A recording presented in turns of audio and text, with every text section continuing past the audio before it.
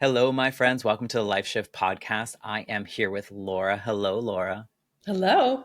Thank you for joining me on this, what I refer to as my healing journey that I never knew I needed. So thank you for being a part of that.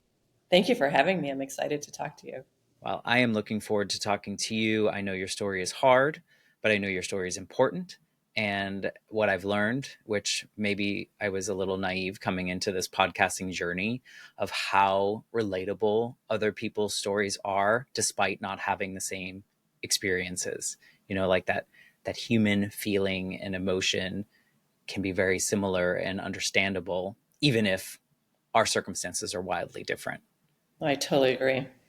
So before we get into your story, maybe you can tell us who Laura is in 2025. How do you identify in the world?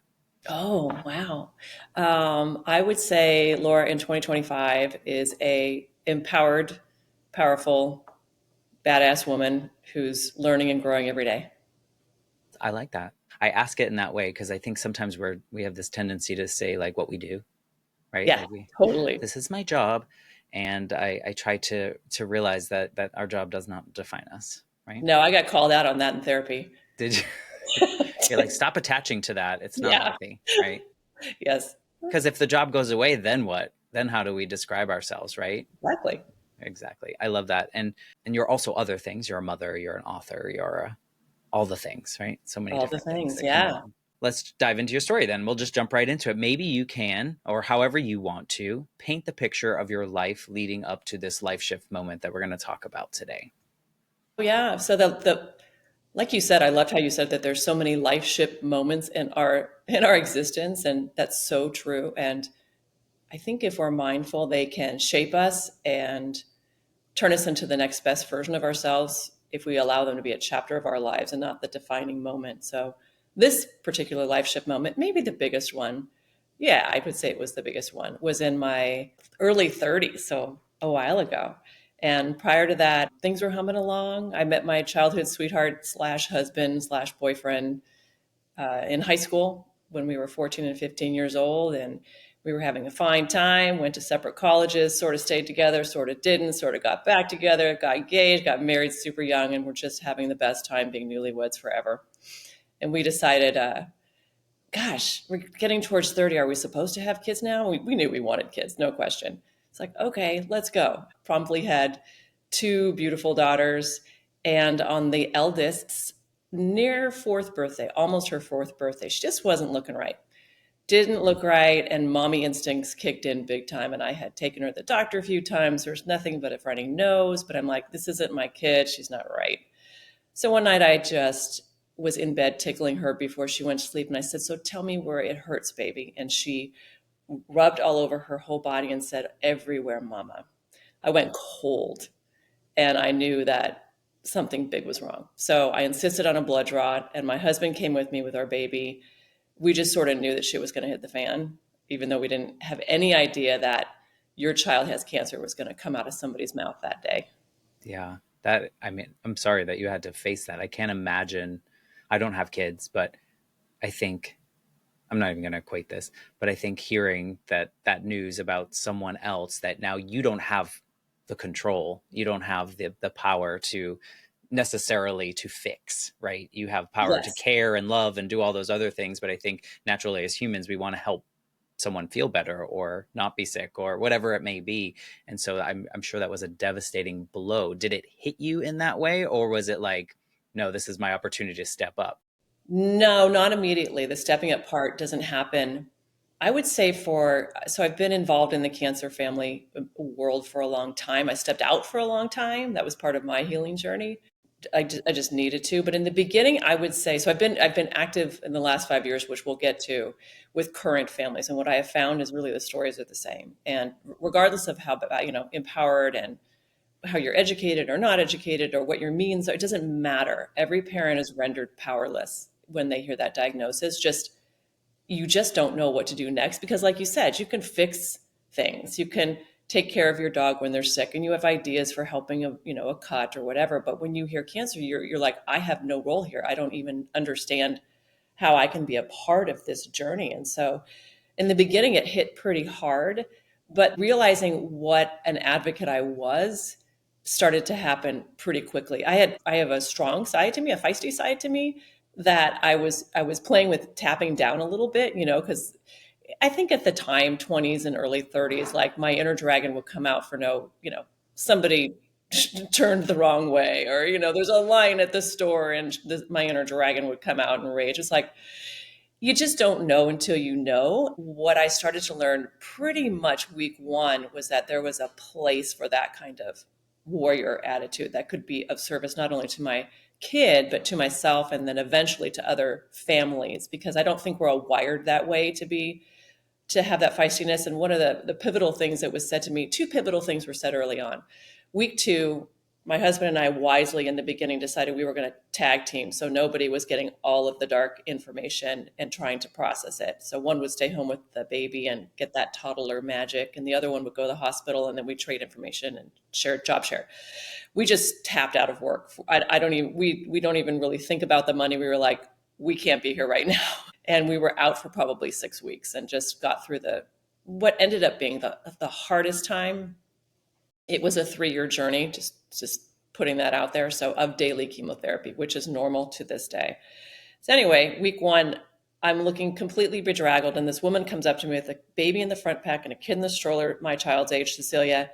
And she says, "My name's Irene. You look like you need help." And I was like, "Yes, I do." And she gave me her phone number and said, "Here's what you need to do. Here's you should call, get on this online group. Here's the first things that happened in this month." And she just gave me this wealth of information that, I'd had this amazing medical team. It was very clear they knew what they were doing on the medical side of things. But as you noted, there's this whole other world of where do I fit in and how do I help that she gave me my first inkling. And the second inkling was I'll never forget our oncologist, who's amazing and who has collaborated with me in the last 5 years. So we're on great terms. But he was standing in the doorway very casually saying, "Well, we'll do this and that, and it'll be 3 years. And if everything's okay, she has about an 85% chance of survival, but she'll never do math or science." And two things happened. One, I was like, okay, I think if I heard a friend today, I have an 80% chance of kicking breast cancer, I might be like, wow, that's a great statistic. But when it's your kid, it is not a great statistic. And I was immediately like, okay. And my husband and I felt the same way. That 20%, that's up to us. So what do I do? Can you please inform me, like, what are my options for being a part of the team to collaborate with the medical team so that we can give her the best possible outcome? And the second thing was, really, you're telling me this cancer is going to take her life potentially, and now you're telling me she may not be who she is. And for those of you who have or don't have kids, it doesn't matter. It might sound a little presumptuous, like, okay, your kid might die and you're worried about math or science. But I was. She was very precocious and loved her numbers and loved to learn. And I was like, no, that's not okay with me. Absolutely not. And those three things that happened within short order sent me on a big journey. As it was those were 3 life shift moments. That, I mean, all in succession in a time Yeah, period in which I would not blame anyone for falling apart and not that being able too. to function, right? Like, because I feel like we hear the news and then we feel helpless, but also at the same time we know we need to do something, and then maybe we have to put on a good face for the child or the person that's facing the worst part of it, right? The one that has to go through it. So, I mean, you get this guardian angel of type person coming up to you and being like, was this person that you met, had they gone through that with someone in their family? It was in the hospital, maybe? Yeah, so at the same hospital, she was in the same clinic. The little boy in the stroller was the same diagnosis, same age as Cecilia. So they became fast friends. And I'll give you a little brief of that. She was the person who would just guide us all. Like, here's what we should do. Here's who you should call. Here's how you can help. Did you know if you take this drug and you take your kid to the park, they won't hurt so much? That person. We ended up finding a little squad of those people, about 6 of us. And in our journey, we all started with the same cancer. 3 of them relapsed with worse cancers and died, and 2 relapsed and had bone marrow transplants and a lifetime of horrible side effects. So it was never in our belief system that we could skate through. We knew we had to be on our game because it's just a roll of the dice. It's just a roll of the dice. Well, and the beauty of that hard moment is you found like maybe some kind of help in the sense of like community or people that are experiencing something similar, because I think a lot of people wouldn't understand, certain things. Like you said, like, why were you concerned about the math and science? But like, I bet those people understood what you meant. So it's nice to find others. I mean, unfortunate circumstances for them as well, but it's nice to find people that have shared experiences so that we can, talk to each other and learn from each other, and know someone else understands what we're going through. It's pivotal. And I think that was, so two things come to mind there. One was back then there was one book on cancer treatment. It was focused on the medical side, but thank God we had it because we absorbed it and we were like, we had to learn whatever we wanted. But we just wanted knowledge. We wanted hope. We wanted somewhere who had been there, done that, to like, okay, so what's next? Likely, we know there's no guarantee, but what is the advice here? And to this day, there's still only one book, which is what led me to my current journey, which I'll share later. But the online community is vast. The problem with all of us who are in a crisis medically is that the online communities can be scary.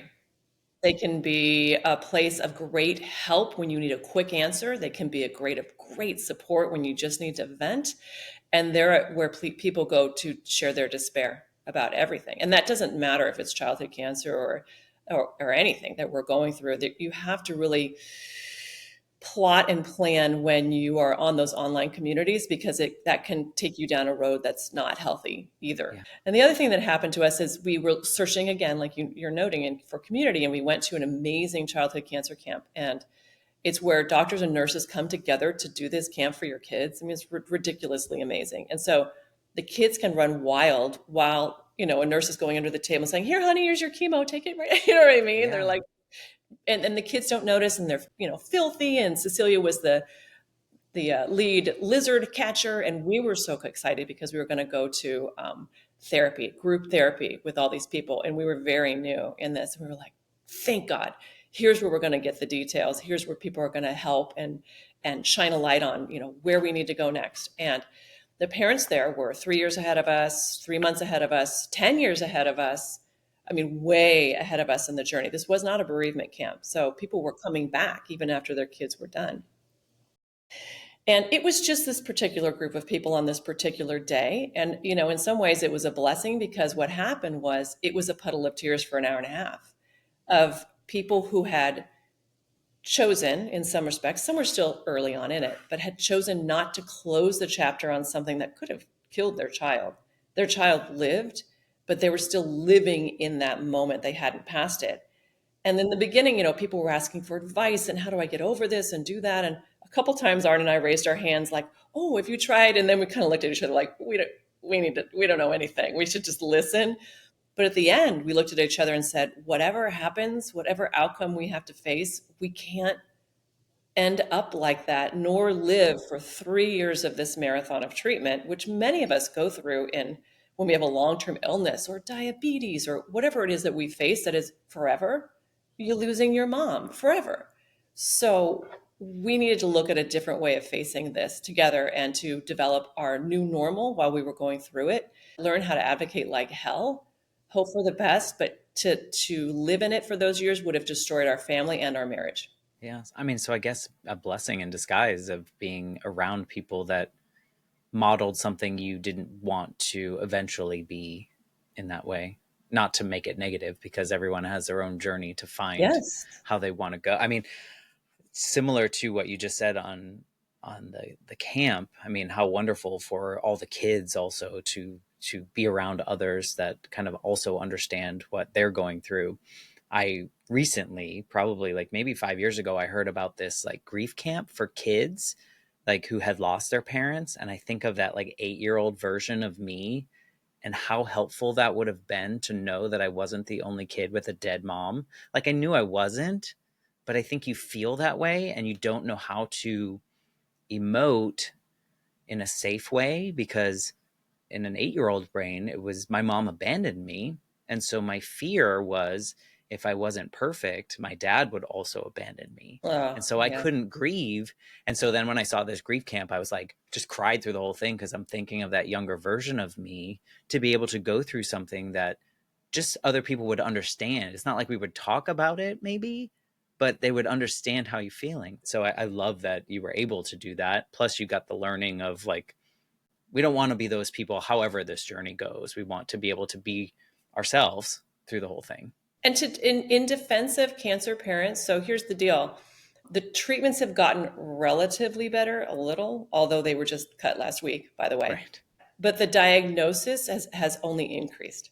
So we are still at 40,000 new cases of childhood and adolescent cancer a year in the US and 400,000 in the whole world every single freaking year.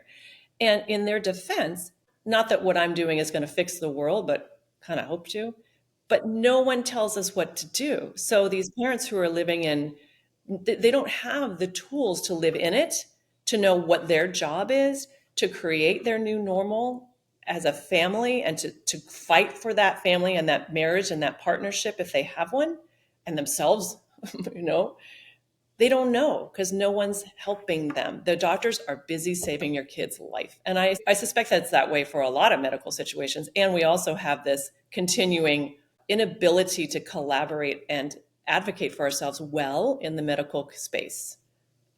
So it's no wonder they're coming back all those years later and wanting to be together because nobody else gets it. Their friends are like, you're done. Why are you still upset? Yeah. And I bet there's a lot of people that are on this high adrenaline the whole time of worry, and they don't have the time to process it themselves until maybe after, that harder period is over, and then it's like all of it at once, and Bingo. and so you're delayed in that sense as well. It took me 20 years to grieve my mom, so I Yeah. know waiting too long, but it was also my survival. It was the only way I could get through those 20 years. Oh, yeah. And I see my child who's a survivor at 30 now experiencing some of the trauma for the very first time. That's what is that, the book, The Body Knows or The Body Body keeps the Remembers? score. Yeah.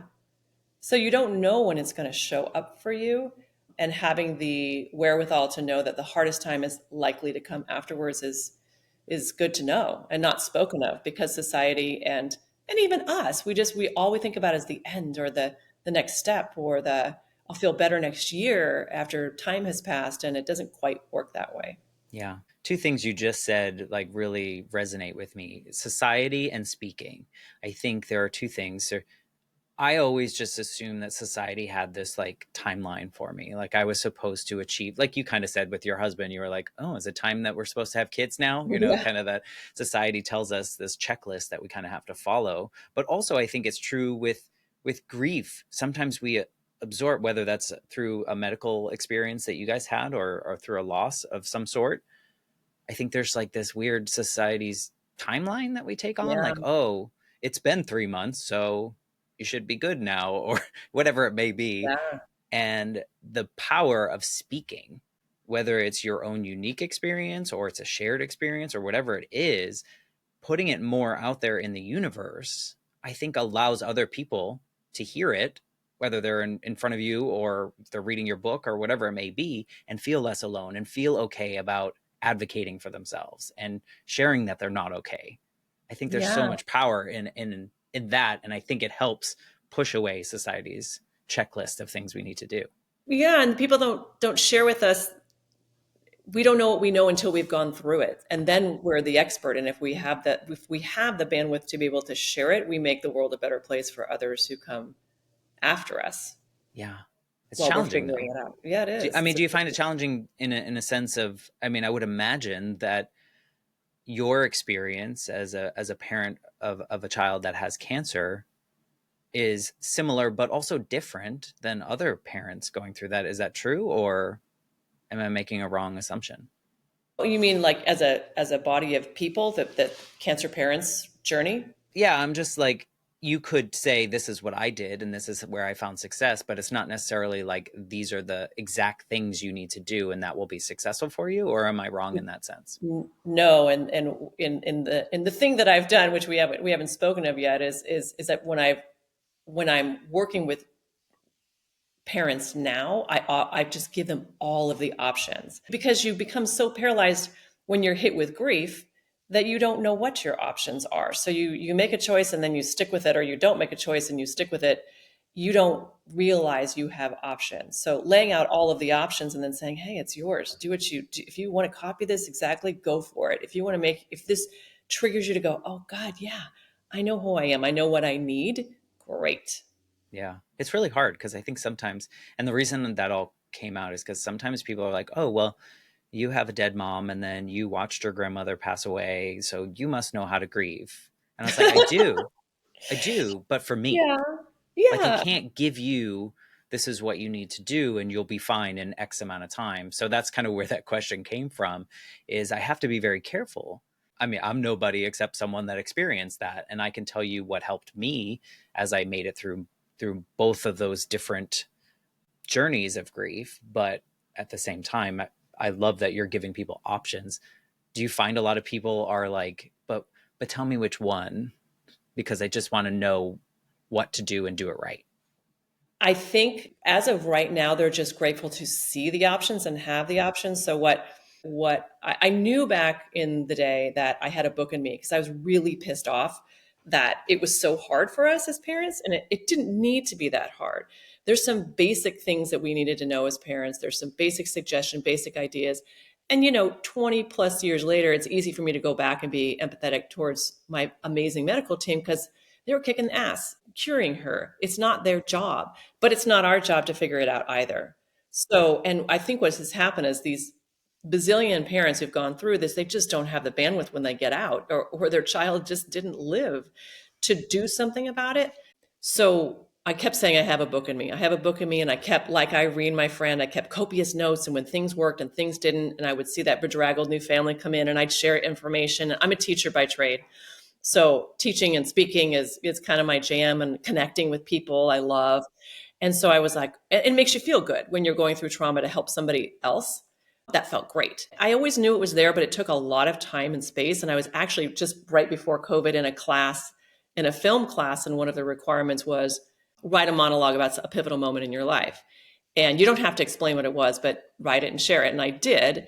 And the teacher's like, what was that thing that you just did? And I explained the backstory. And she said, you need to go there. That's what you're supposed to be doing. I've never seen your work be better. And I was like, oh, maybe she's right. COVID hit.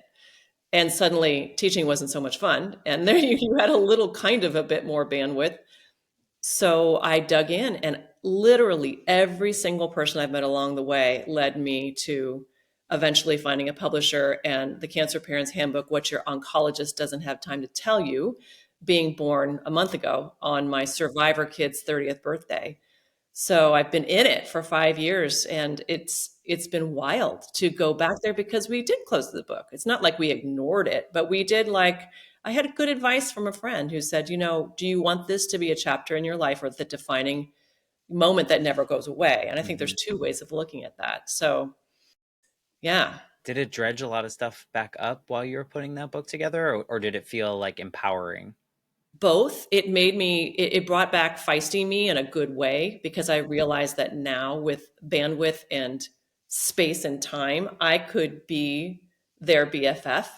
All of these parents, I could be that nudge they need to kind of like, nah, let's go. You got to do this now. And I could be that, hopefully nurturing soul that's like, okay, I totally get it. The hardest part was writing the diagnosis day story and doing the audiobook for that, because that's like, oh, it's like right, it's the whole experience is right there. It's hard to explain. And I would imagine the whole experience when your dad told you that your mom, I mean, you're right there. So that was a tough one to get through. The rest of it, I was like just ambitious to get more information, and I ended up collaborating with our entire medical team to hear what they had to say, and what did they want to offer in retrospect, and what do they wish. I bet that was fascinating. Oh my God, it was fascinating. We were so aligned. And I thought, when I came up with the kind of quippy title, what your oncologist doesn't have time to tell you, I don't mean it meanly. I mean it literally. And they felt it. They're like, we don't. And they, my oncologist, who was sort of the guy back in our time for this particular disease, wrote the foreword. I mean, you just can't make it up. It's awesome.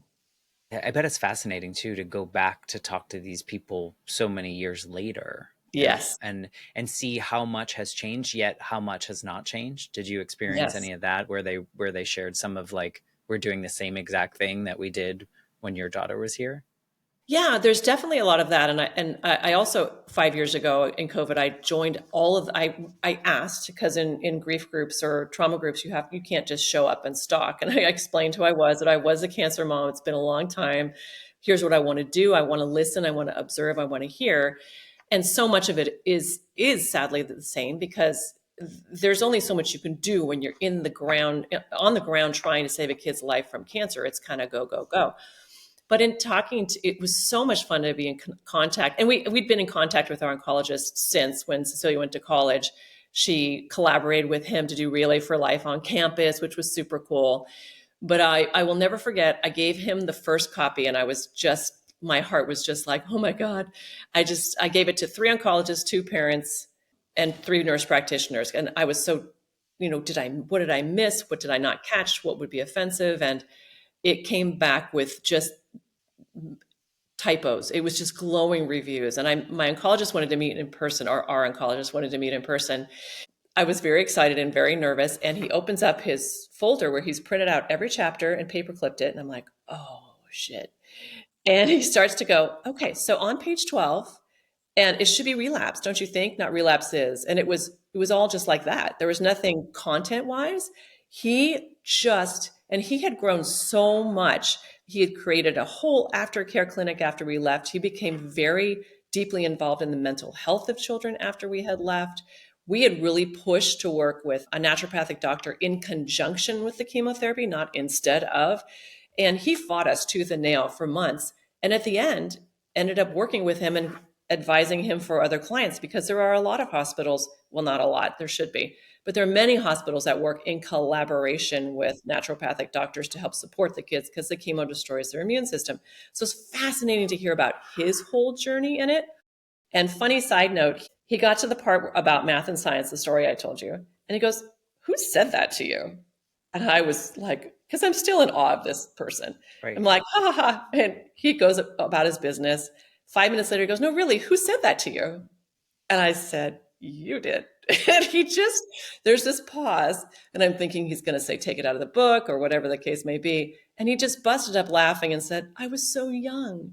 So he had these life shift moments that changed him. And what was so fascinating to learn that I never knew all these years working with him when he was doing medical care in Africa for years with his wife before he became an oncologist, they lost their first baby there.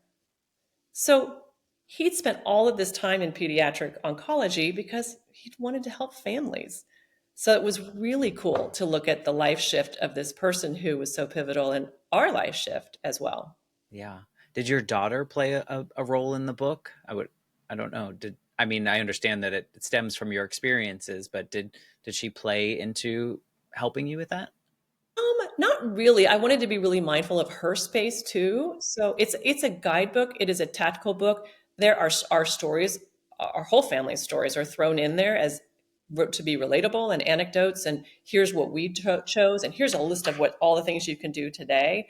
But it's really not a memoir at all. And she feels that too. As so we talk about different chapters, and I did talk about something about her adulthood. But otherwise, yeah, it's been really great. She's been super supportive, but it's not a memoir. So we both feel like it's very personal, but we both know what a big need there is. So it's like, okay, this just needs to happen. Right. You wrote the book that you needed way back when, Totally. right?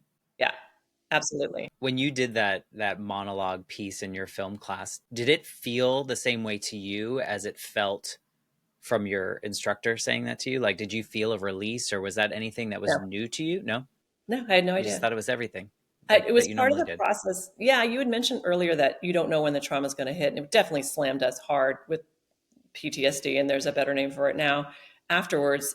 And I had to go through a lot of self care and therapy, and because I had taken the adrenaline that you spoke of and just applied it to the rest of my life. And my dad had, right after she finished treatment, I gave birth to another child, which is, a lot in and of itself. My dad got esophageal cancer 3 months later. So I just transferred all that hype and energy to him. And he died 9 months later. And I was on this rabbit hole. I didn't know how to pull back. And so it wasn't until, a couple years after when I needed to get deep into some different practices. And that practice, it's a morning meditation that I have to this day to ground and center myself. And it's just what I do. So when I did it in the film acting class, I'm like, this is just what I do. And it came from this experience. In your tactical type book, do you have tips for things like Oh, that yeah. to keep you from taking so long to get to that point?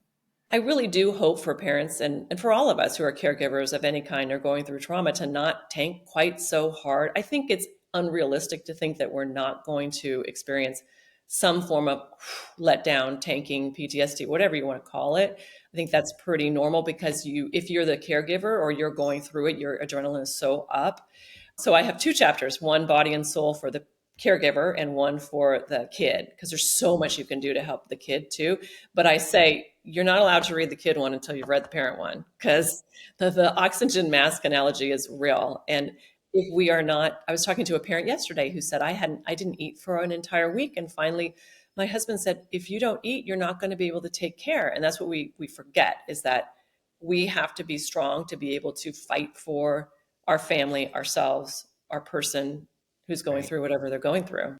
Yeah, it's really hard. A lot of people just forget about themselves because they want to help the other person because that's the most important thing happening at that moment. But to your point, it's like, and then I get sick and then I can't help, right? And And then then what? I'm draining. Exactly. Yeah. Now you have this book out. Congratulations on your publication. But it sounds like you're also working with individuals or in some Yeah, capacity. Is this like a business thing or is this something that you're just, what do you do there? all of the above. So Okay. I don't know where this is going to take me, but right now I'm working with a media group for the next several months to get this book into the hands of whoever I can worldwide and get it going. I know what it was like when we were in treatment and the book was just handed to us, the one that existed, like, you got to read this. And I know how much it's needed, and the response I'm getting from the community is huge. So what I'm doing right now, like, for example, I'm collaborating with Stanford to potentially talk to their residents about working with parents. I am LLS visionary and soon to be ambassador. So I'll go different places, including the Hill, to advocate for parents of kids with cancer and to explain the situation to different people. I'm not a one-on-one coach per se for parents, but I'm still active on the boards who helped me so much write this book. And you can't help but say, "Oh, how are you doing? Try this thing. Have you thought about that?" And then I have my website, which has just a bazillion articles and podcasts to hopefully just give parents a place to go, "Oh, wow, I never thought of that." Or, "Oh, I know how to do that. I just forgot." Hmm. And to help them through what they're Yeah. going through. People need reminders. Is Of there course. is there a thought in your journey of a version of this for caretakers of non-kids with cancer? Yeah, definitely. I think that the whole premise of it, and I've had many people say to me, like, because I had a lot of friends as first readers who didn't have a cancer experience, but they're like, I use this for taking care of my parent. I Right. used this when my husband was in the hospital for 2 months. I do, because I think it's easy to extract the cancer element and talk about caregiving, which is just so underrated.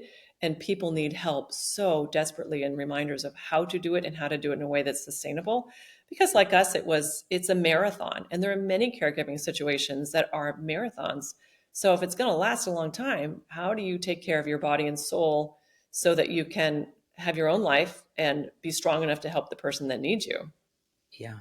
Yeah. I think of like my father and my uncle when my grandmother was diagnosed with cancer and kind of that journey. She was in her 70s. And then as things got worse, you could see that they didn't have the tools that they needed or wanted to take care of themselves, but also be able to move through the emotions that come with it.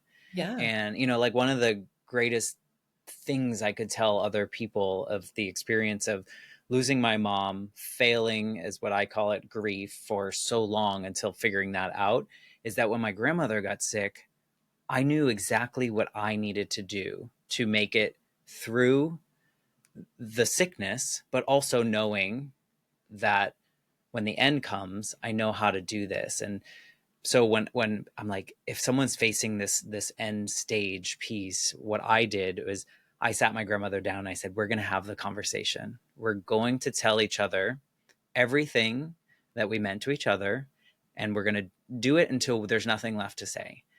And if anyone can do that, I highly recommend it, because what it did is when she started to get pretty sick, that she was not really verbal anymore, I spent the last 96 hours of her life with her in her hospice room, and I knew we had nothing left that we needed to say. And so it was a devastatingly beautiful goodbye in a Hmm. way. And so I say all that to say that there are things that we experience earlier or in our lives that I think we may feel we've done wrong, but then there are ways to make other parts that are really hard also beautiful.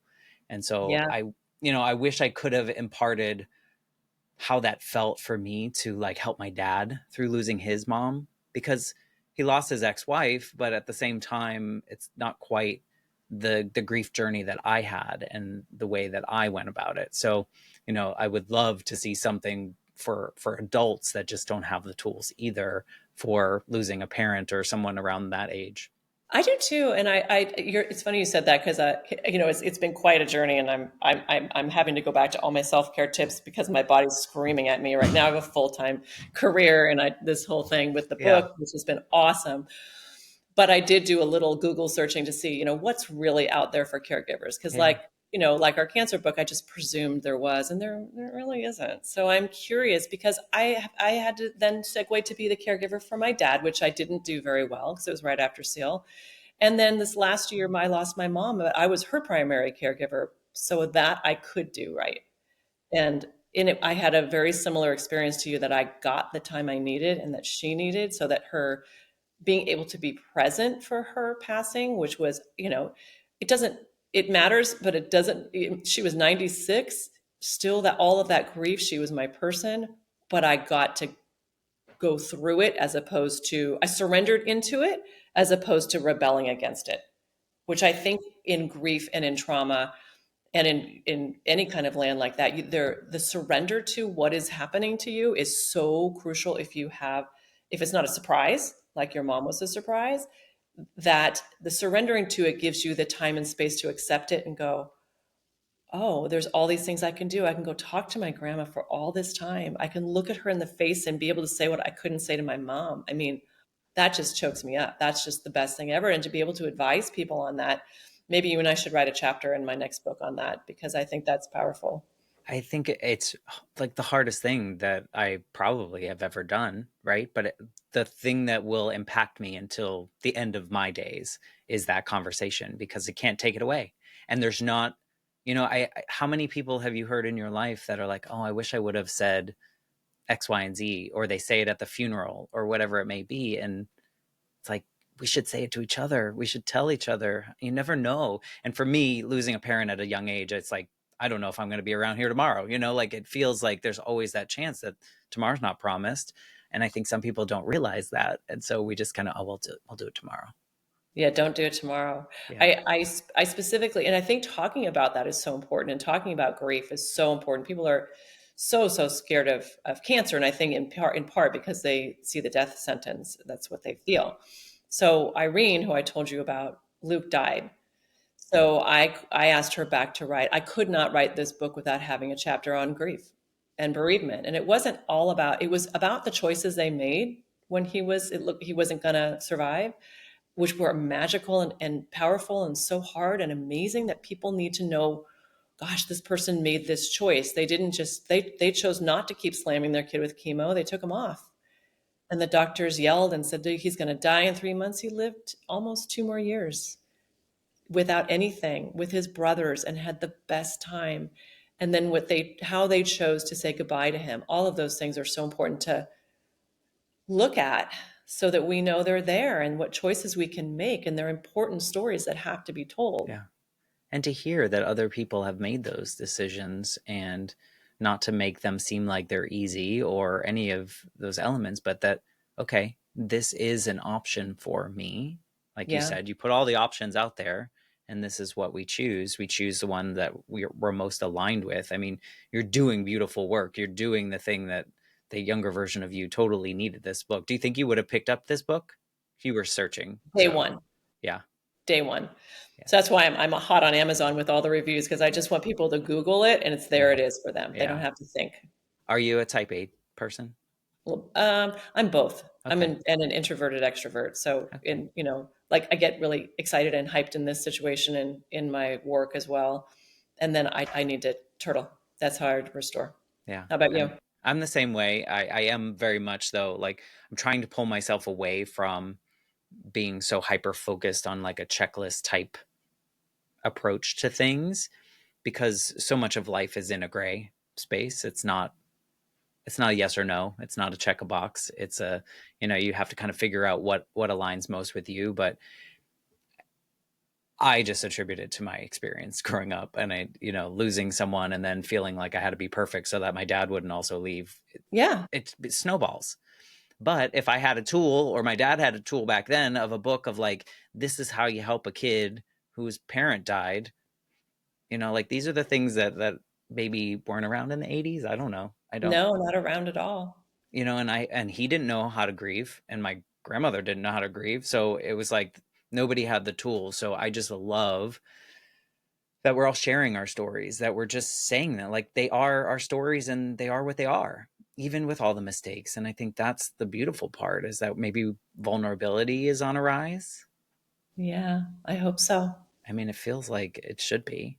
What's your favorite part of this journey, as hard as this book is? What's your favorite part of it? I love the idea that I am empowering parents of kids with cancer and that my aim is to level the playing field.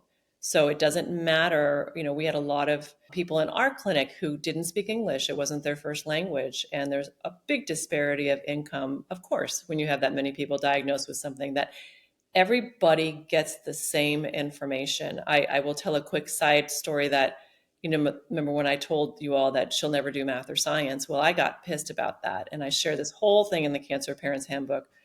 But the short version is I ended up, my type A side figured out who the researcher was on her protocol. And I called him. And after he got over the shock of, who's this random mom calling me? I explained what our oncologist said, and I said, "Is that doesn't seem right to me?" And he goes, "Oh no, it's not. I mean, it's right. The drug goes straight to the cerebral spinal fluid and kills white matter, but they're young, and here's all the things that you can do because you can just rewire her brain." It's like, really? So we did everything he said. She didn't notice. We made it very much playtime and just under the radar, so it wasn't like, do this thing so you'll be smart. She never knew. And she ended up going to Stanford for undergrad and graduate degree in math and science. So There you go. I there mean, you go. here's where you're wrong, doctor. He loves that story. So No, I think that's beautiful. I think that's really important too. Is part of your book like teaching the parents how it must be to help the kids exactly. get Teach through them that because too? we have to be the ones to do it. We have to be the ones to ask. We have to be the ones to advocate. Nobody knows our child or the person we're taking care of in the hospital or at home better than we do as a caregiver. We have to speak up. And model. I think modeling seems like it would be hard as a parent too, because if you're deep in your grief, how do Oh, you totally. model the behavior so your kid doesn't absorb that? I mean, I would imagine that's a Yeah. huge. Yeah, I suggest in the book, we saw it all the time that you have to, and I imagine this happened with you. I don't know what happened with your dad, but we had all the feelings and we'd be strong one day and all of a sudden we felt the wave of I would imagine her funeral. And Mm, I would just have to make sure my kids were okay and they were playing and I had a bathroom I would sneak into and I would just lose it. So I gave myself the permission to lose it. And Arn and I were pretty good about losing it on different schedules. Because what we saw is when you tell a person that you're taking care of, you're sick, you're in trouble, you give them a label, they feed into it and they're not empowered to grow stronger. So when people would say, "Oh, she's sick, that's terrible," it's like, and they'd say it in front of my kid, I go, "No, no," because the leukemia wasn't, you get a kid's in remission quickly and then you pound them for the remaining years to stay that way. She's in treatment. Now that's a big shift in language that's so important. And as a teacher, I know how important language is. I'm a performing artist teacher, so it's all about storytelling and how you tell your stories. So if you're telling your kid, "Don't touch that," you're immune compromised, or no, no, no, don't do that. You're not feeling well right now. Well, of course they're going to absorb it. Cecilia thought she could, conquer the world. And her babysitter gave her this amazing gift of, they were reading a story about animal spirits and said, so, sweetie, what are yours? And she defined every dinosaur that was in her body, killing which different cancer cell. And she became powerful. And we need to do that for our children, but we also need to do that for ourselves. Yeah. I can see that that would be a really challenging thing, especially if the parent doesn't have the tools, like isn't Yeah. self-aware enough to, Or reminded. yeah, or have had those things modeled for them. I mean, I think we're all just a Totally. product of seeing what other people do and finding which version of that feels most right for us so that we can kind of work through that example, because otherwise you're just making it up, which I guess someone did at the beginning. But if we can model what other people are doing, it makes life a little bit Yeah. easier. Model it, fake it till we make it. And sometimes it is faking it for a while, and that's okay too. That's sometimes that's just survival, right? Yep. You just have to fake it, and then eventually you're like, oh wait, that's one thing that I tell people a lot too, when they're like, so and so in their life just died, and they're like, what do you do? And I was like, well, don't listen to me, but this is what I do, is I give myself permission to feel whatever I'm feeling.